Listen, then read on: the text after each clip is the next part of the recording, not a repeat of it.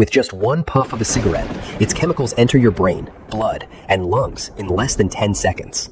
What looks like simple smoke is actually the beginning of a chain reaction throughout your body. When a cigarette is lit, it is not only tobacco that burns. A mixture of thousands of chemicals is released, many of which are toxic to the body, and some are even carcinogenic. Among these chemicals, nicotine is the main addictive agent.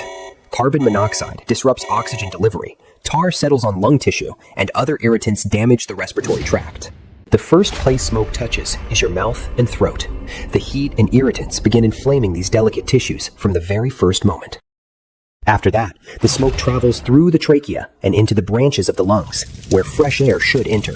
But now, instead of clean oxygen, toxic particles and gases fill this pathway. At the end of this pathway are the alveoli, tiny air sacs that transfer oxygen into the blood.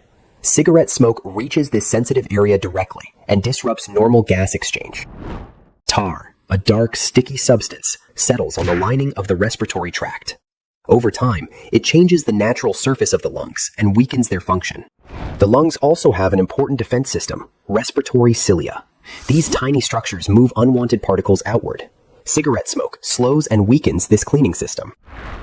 That is why continued smoking can lead to coughing, mucus buildup, and a heavy feeling in breathing. The body tries to clean itself, but its defenses no longer work as they once did. But one of the fastest effects happens in the brain. Nicotine moves from the lungs into the blood and reaches the brain in less than 10 seconds. In the brain, nicotine binds to specific neural receptors meant for the body's natural signaling. Nicotine enters this system like a counterfeit key. This binding triggers dopamine release, a chemical linked to reward, pleasure, and motivation. That is why the brain quickly records smoking as a rewarding experience. But this pleasant feeling is not real calm. It is only a short-term chemical change in the brain that makes the person want to repeat the experience again. At the same time, carbon monoxide enters the blood and binds to hemoglobin, the molecule that should carry oxygen. When this happens, less oxygen reaches the body's organs. The body senses this shortage very quickly. To compensate, the heart must work harder and pump more blood. That is why heart rate and blood pressure rise soon after smoking. Nicotine also causes blood vessels to constrict. This makes blood flow more difficult for some tissues, and the heart must struggle more to deliver less oxygen.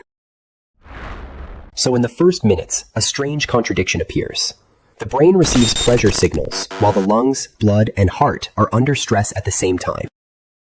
If this process repeats many times, the brain adapts to nicotine's presence. Receptors change, and the reward system gets used to a new state that no longer feels stable without nicotine. This is where addiction begins.